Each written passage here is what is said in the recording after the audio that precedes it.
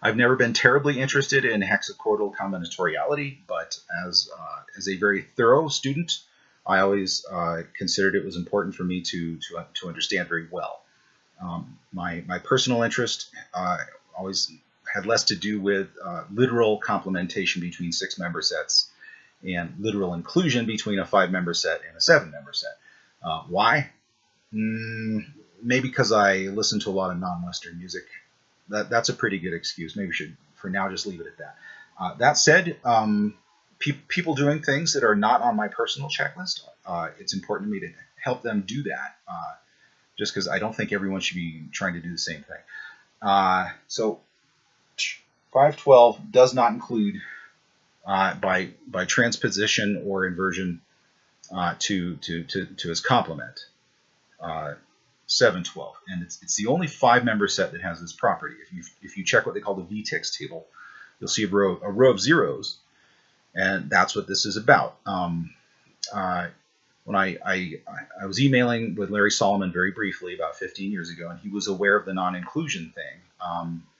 But I had to ask him, can you tell me any composers that have exploited this next property that it has? And at that time, he didn't have anything. If there's been any follow-up, I haven't seen it. I don't know.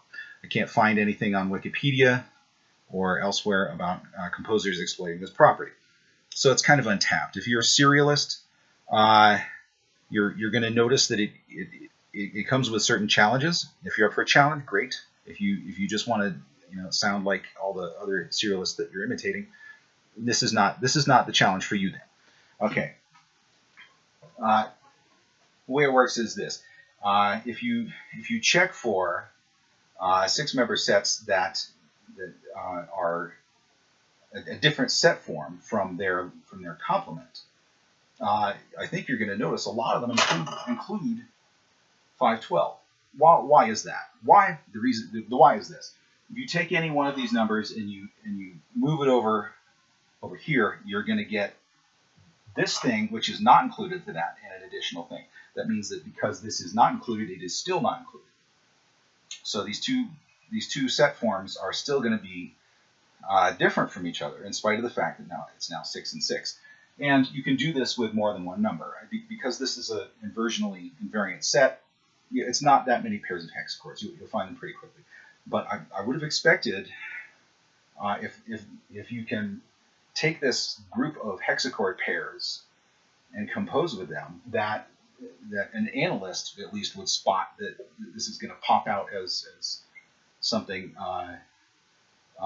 nominal structural value or grammatical value. I'm not. If you see my other videos, I'm kind of cynical about people imposing patterns that are not there, looking for hidden things that are hidden by no one in particular.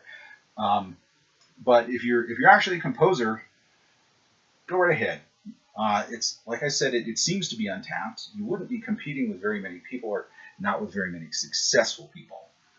But it does have some little traps or pitfalls in it to be aware of. If you move the wrong number, okay, this is a diatonic subset. It has tritone and a major third, so it's kind of it almost wants to be tonal, if you want to say that. And don't quote me in with the anthropomorphism thing, please. Okay, but if you use the wrong one, you'll get a diatonic subset, and you'll get this other thing. And that might not be what you want, or it might be if you're really clever. Okay, so there's that. I would say that's probably the biggest thing. Okay, and even if you move something that doesn't produce another diatonic, another subset of 735, you still have this thing. Where do I put everything to either enhance or to minimize the diatonic implication? If you don't care about diatonic implication, then just go nuts. I'm not going to judge your music as being better or worse based on that. I would have to hear the end result, but you want to be aware of it. I think maybe that's why this hasn't been worked with more before, or hasn't been worked in any way that's more obvious to me. It could be that serialist composers, they're all aware of this and just not talking about it, just because it's frustrating to them. What I can tell you, working with it myself, is my results, even more than my more usual results, did not sound good to my ear, and did not sound good in a way that serialism, even really bad serialism, usually sounds okay. And something about this didn't sit well with me.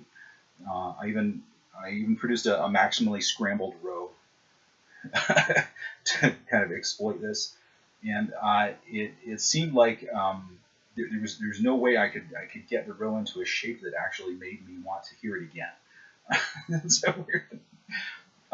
Maybe you can do better. Maybe you can. If you want to try, I'll be eager to help you because I love to see people solve puzzles. Okay, or meet creative challenges to try to do things that are not supposed to be possible or that they don't think are gonna work.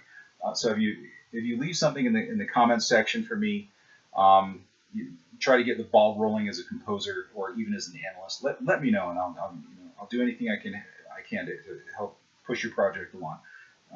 Just not money.